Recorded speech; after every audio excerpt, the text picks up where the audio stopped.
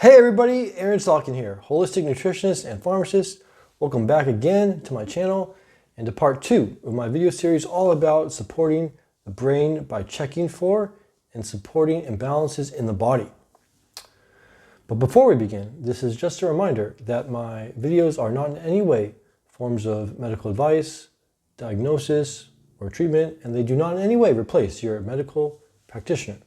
This video is for educational purposes only. So blood sugar imbalance, it's a term we should all be familiar with by now. Our body needs a constant supply of glucose to make ATP, the energy molecule which powers our cells. But did you know that blood sugar imbalance may significantly impact the function of our brain and our mental health?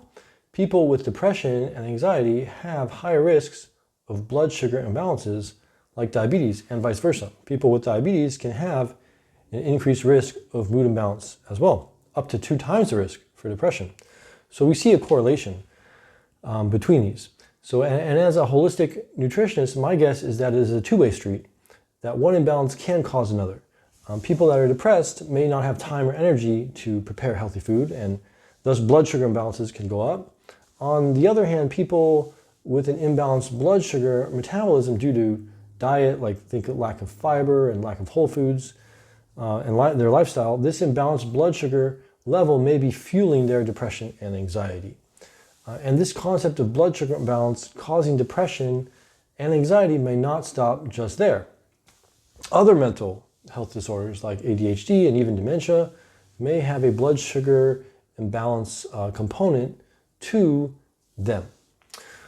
So when we eat a balanced meal, such as one with about equal amounts of carbs and proteins, which works most for us. That's for most of us, that's what we need, or a meal high in fiber and vegetables, most of us will achieve a balanced blood sugar level, allowing for sustained energy over the next few hours. And this will avoid, and also avoiding inflammatory foods as well can help support healthy blood sugar levels. Common food sensitivities such as gluten and dairy may not only cause blood sugar imbalance due to the high glucose or carb load, but also the inflammatory proteins in these foods can trigger a cascade of inflammation, which can disrupt blood sugar imbalance as well.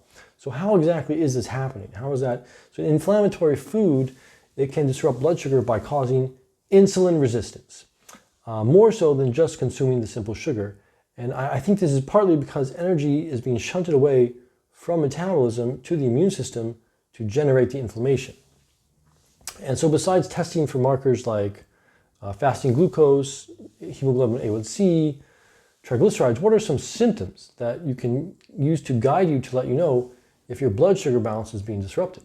Right? So if you feel hungry or crave sweets after you eat, or if you crash and burn after you eat a meal, those are clear signs that you have a blood sugar metabolism disorder, such as insulin resistance or reactive hypoglycemia. Many people that don't have diabetes can still have insulin resistance, and insulin resistance can cause not only high blood sugar, but low blood sugar as well. And this is known, what I mentioned previously, as a reactive hypoglycemia. You should feel normal after eating, but if you don't, but rather you feel sleepy, you probably have insulin resistance, causing blood sugar to go too high, which then causes the hormone insulin to react and bring your blood sugar down too low, causing symptoms like sleepiness. But fortunately, there are many dietary and lifestyle interventions that can correct this. And so going back to the brain, we see how blood sugar can play a role in mental health. Sometimes the answer may not be in just a medication, but rather some simple dietary and lifestyle changes. So that's all I got for now. Please like and subscribe. Feel free to comment. Check out my links below, and I'll see you soon in the next video. Be well.